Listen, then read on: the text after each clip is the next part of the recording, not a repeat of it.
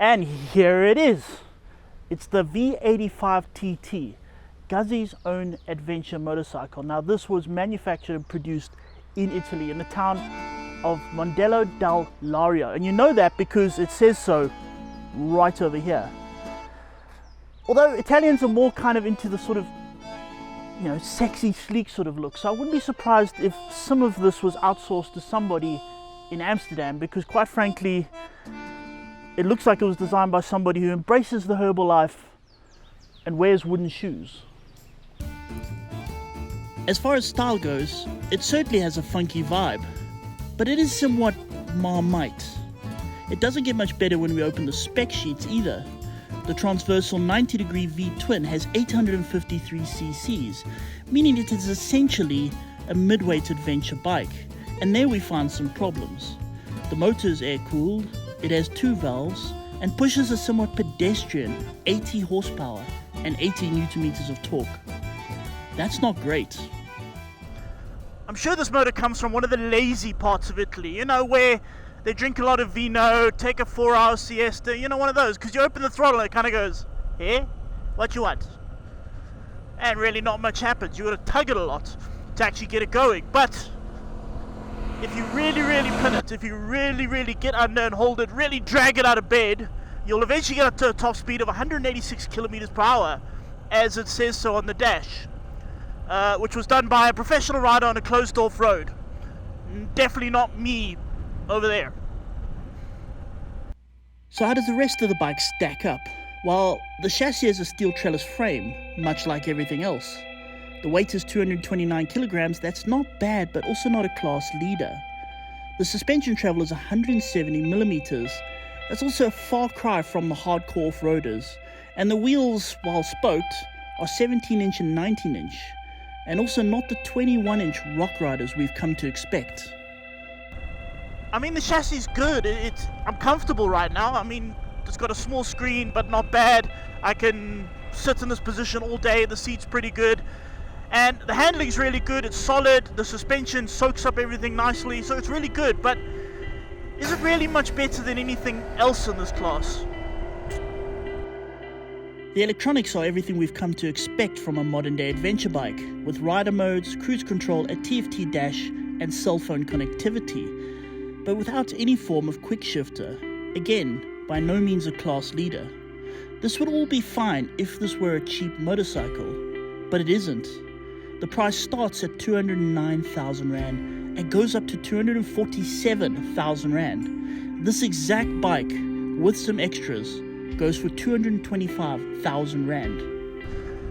Now you see, that puts it directly in line with the likes of the BMW F850 GS and the Africa Twin.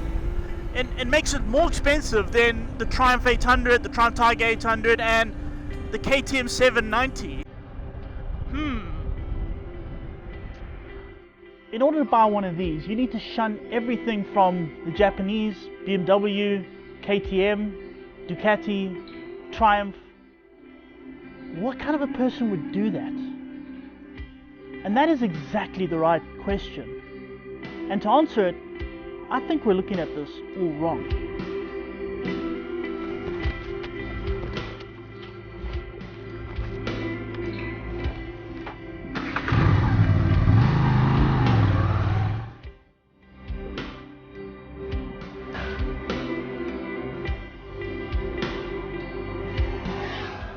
You see, this is Moto Guzzi.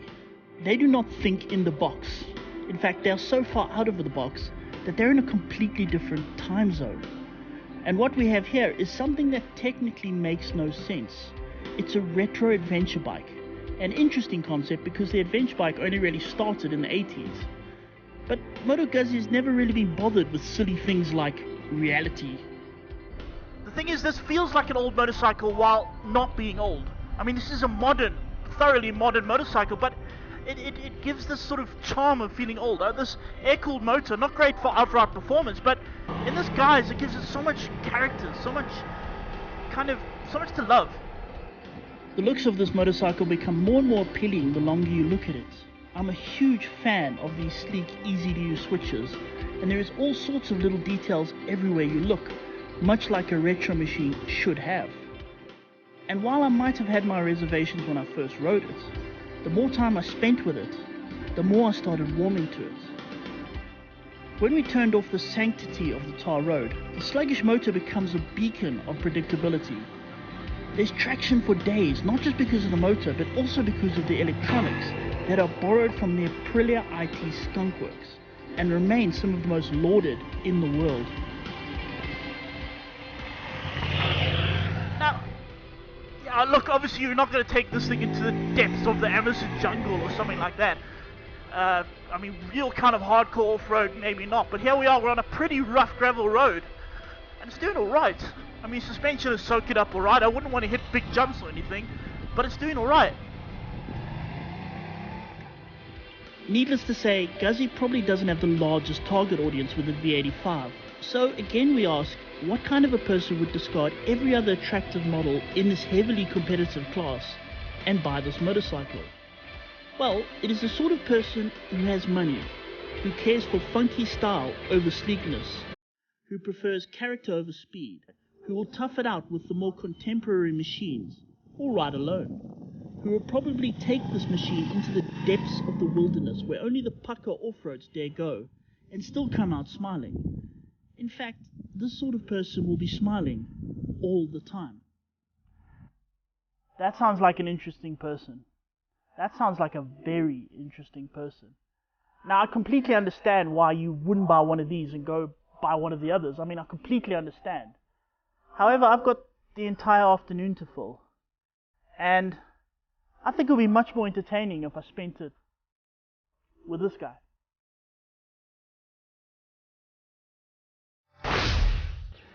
Yes. Yes, I really like the look of it, and the colours, and the yellows, and the reds, and the... Yeah, it looks like a Roundtree's fruit pastel. Yeah, a chewed one. Yeah, it's already been chewed. Yeah, but You people. in a Look, nice way. and individualistic, and... Yeah. But the price as well. It's not shy, is it? It's not. Look, something about it is the guy who buys, guy or lady, actually I quite like a lady on one of these, is going to have a lot of money. And sort of the sort of money, well, I don't really mind what I do with it. Is that polite? Yes, I mean, I can see someone with a fair amount of income and who likes, you know, something a bit unusual, a bit different. Exactly. I can see someone like that having it as a second adventure bike. Probably, quite likely, yes. But would you, I mean, if you said to yourself, I've got 210, nearly 220 grand, I'm going to get an adventure bike, would you rush down and get one of those? Very few people would. No, it's wow, he's diplomatic, isn't he? It goes nicely with your vinyl collection, if you know what I mean. Can I just say something? The first time I rode this bike, I got on it, I opened the throttle, I kind of thought, huh? You know, 225, what is this thing? And I thought, how am I actually going to do, you know, how am I going to... What is the claimed horsepower again, just out of interest? It's a whole, 4. brace yourself, 80 horsepower. So it's making 65, is it, at the back wheel? Probably, Yeah, like knocking that. on. Okay, but you know what? It's one of these things where you ride it for the first day, you think, oh, well, what is this thing? Second day, you kind of go, all right. Third, fourth day, you start thinking, so it's growing actually, on you. it's growing on me. The more I ride it, the more I kind of like it, the more I kind of see it, you know. I have to say, I like all the R90s and all the retro stuff and the Yamaha SSRs, was it? XSRs, Yeah. all that retro themed stuff. This fits right in, actually. It is.